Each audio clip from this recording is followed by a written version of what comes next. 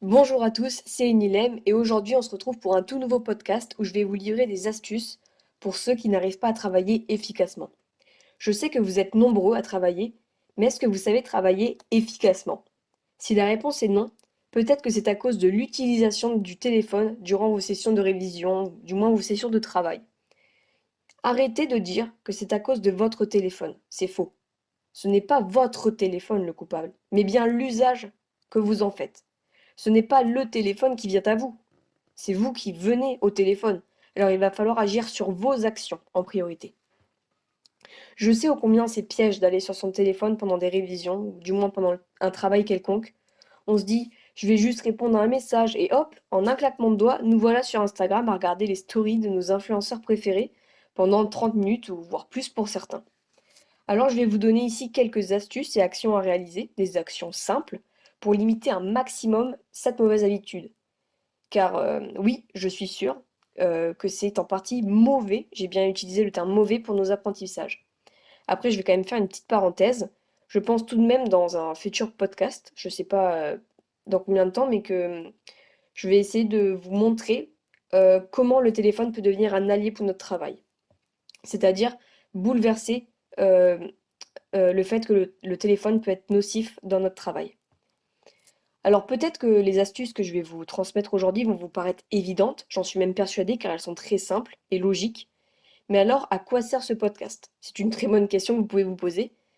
Mais je pense que rien que le fait de les entendre, on en prend plus facilement conscience et on y pense plus facilement. Donc du coup, la mise en place de ces astuces, que vous allez, je l'espère, essayer si vous avez ce problème-là, la mise en place de ces astuces et de ces actions a une probabilité plus importante de se réaliser simplement avec le fait de les entendre. Et si tu crois que le téléphone n'influe pas sur ton travail, alors je t'invite à aller voir, juste par pure curiosité, la durée passée sur ton téléphone durant une journée. Donc sur Apple, je sais pas trop comment ça se passe parce que je n'utilise pas de produits de chez Apple, mais sur Android, je sais qu'il faut aller dans les paramètres et c'est dans l'onglet bien-être numérique. Et normalement, vous aurez accès au temps passé sur votre téléphone quotidiennement. Donc on va commencer avec la première action, toute simple. Donc tout d'abord, on va y aller progressivement, en partant directement du téléphone lui-même. Tu peux déjà, dans un premier temps, je pense, désactiver les notifications pendant le temps que tu le souhaites. Je sais que plusieurs applis, notamment Insta, proposent ce système, donc tu peux choisir de les bloquer aussi intégralement, dans sa totalité. Ou par exemple sur Messenger, ça je le fais souvent, tu peux bloquer les notifications pendant une certaine durée avec le mode sourdine. Voilà, ça s'appelle le mode sourdine, en tout cas sur Messenger. Ou vraiment, si tu souhaites vraiment aucune notification, tu peux directement te rendre dans les paramètres généraux de ton téléphone pour désactiver les notifications sur telle ou telle application. Pourquoi agir sur les notifications? Parce que même si tu te dis j'ai une notification mais j'y vais pas, je regarde pas ce que c'est, ton cerveau il a quand même été distrait en l'espace d'une seconde par un son. Il a été désorienté de ce qu'il était en train de faire. Donc, et le temps qu'il se réoriente vers son travail, c'est plus long que tu ne crois.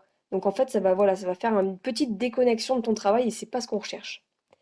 Ensuite, la deuxième action qui peut être intéressante, c'est que voilà, je vais te demander d'imaginer. Voilà, imaginons que tu dois te servir de ton téléphone durant ta séance de travail. Alors pour éviter d'être tenté d'ouvrir les réseaux qui sont, je suis presque sûre, t'as qu'à le regarder sur ton téléphone, sur la première page. Voilà, je pense que tu ouvres ton téléphone et généralement la majorité des gens dans ce monde ont leurs réseaux sociaux sur la première page. Alors pourquoi pas, pour éviter d'être tenté d'aller sur ces réseaux, de les décaler à la deuxième page ou la troisième page, enfin du moins le plus loin possible. Comme ça, tu ne les verras plus en premier et ça sera alors moins tentant d'y aller.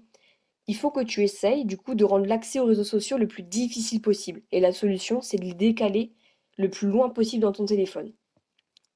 Troisième petite astuce, ensuite, pour avoir du coup plus de contrôle sur ton téléphone, il existe des applications qui bloquent l'ouverture et le fonctionnement des applications que tu souhaites pendant un temps défini. C'est très pratique aussi. Après, il en existe voilà, des très efficaces mais qui sont payantes. Mais si on cherche bien, je pense que l'on peut trouver. Sur Android, à un moment, je sais que j'avais utilisé l'application Stay Focused, il me semble que ça s'appelait comme ça, pour bloquer l'accès à certaines applis pendant un temps limité. Ensuite, je crois qu'on est à, oui, à la quatrième action. Donc si voilà, si tout cela ne suffit pas, Alors, on ne va pas se contenter d'agir sur le contenu du téléphone, mais directement sur le téléphone lui-même. Alors, pourquoi le garder à côté de soi durant tes révisions? On va appliquer exactement le même raisonnement qu'avec les applications en les rendant le moins accessibles possible. Donc, par analogie avec ton téléphone, il faut que tu le mettes le plus loin possible, comme pour les applications, c'est-à-dire dans une autre pièce. Il ne faut surtout pas qu'il soit à portée de main. Il ne faut pas que ton téléphone soit dans ta vue à portée de main. Idem qu'avec les applications, il faut que tu rendes l'accès, c'est-à-dire le chemin, le plus difficile possible. Autre action qui peut être très intéressante, si vraiment tu n'arrives pas à te contrôler vis-à-vis de ton téléphone, c'est de l'éteindre. Si vraiment tu le peux. Si tu n'as pas d'appel urgent à recevoir, éteindre son téléphone est un moyen sûr. On reste encore ici dans la même optique de rendre plus compliqué le chemin d'accès, l'accessibilité au contenu et au téléphone lui-même.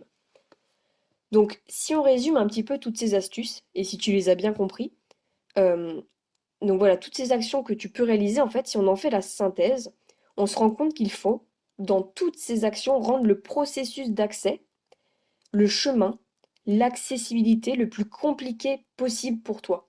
Plus tu ajouteras des étapes, des intermédiaires pour accéder à ton téléphone, plus la tentation d'y aller sera minime. Donc du coup, si tu appliques ces conseils qui paraissent tellement banals mais qui sont pourtant tellement importants pour augmenter notamment ta productivité, alors tu verras une grande différence. Peut-être au début tu ressentiras un manque, c'est normal parce que tu avais une habitude d'avoir ton téléphone à côté de toi et tout d'un coup tu ne vas plus l'avoir, mais il faut que ce manque devienne une habitude. Alors au début, il va falloir que tu te forces, force-toi vraiment, et tu verras qu'après, l'effort que tu considérais comme énorme pour te séparer de ton téléphone deviendra totalement anodin et presque automatique. Cet effort, comme il va devenir une habitude, ne te demandera plus aucune volonté, du coup ça sera de plus en plus facile. C'est le cas pour ma part. Maintenant, dès que j'entame une session de travail, ou du moins une session de révision, c'est automatique. Éteindre mon téléphone et le déposer dans une autre pièce ne me demande plus aucun effort. Voilà, c'est un processus automatique que j'établis, euh, car je sais que voilà, ça va être plus productif pour moi. Après, au fur et à mesure du temps, j'ai réussi aussi à acquérir une sorte de contrôle personnel, on va appeler ça comme ça, assez important vis-à-vis de mon téléphone.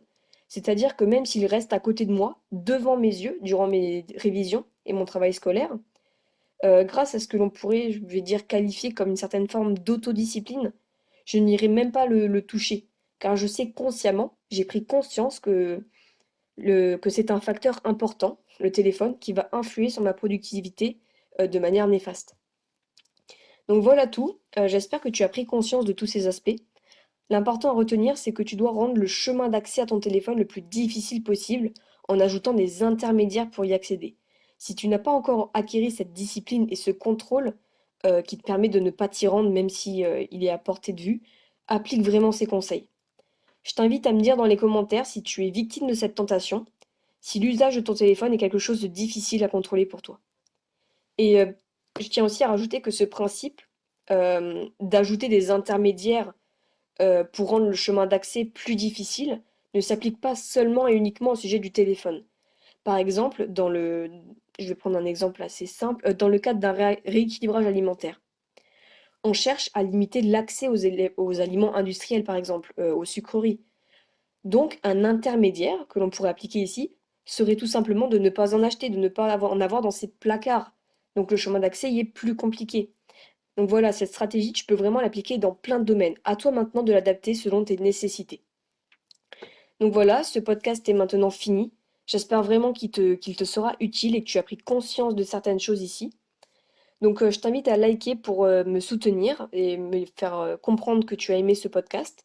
Commente un maximum pour me dire si toi aussi tu es victime de ces tentations et quelles sont tes astuces que je n'aurais probablement pas citées dans ce podcast pour y remédier. Partage à tes amis qui sont dans le même cas de difficulté vis-à-vis de son téléphone et qui ont eux aussi ce problème. Et n'hésite pas à t'abonner sur cette chaîne pour pouvoir écouter et ne pas rater les prochains podcasts qui apparaîtront. Donc merci encore d'avoir écouté et je te dis à la prochaine.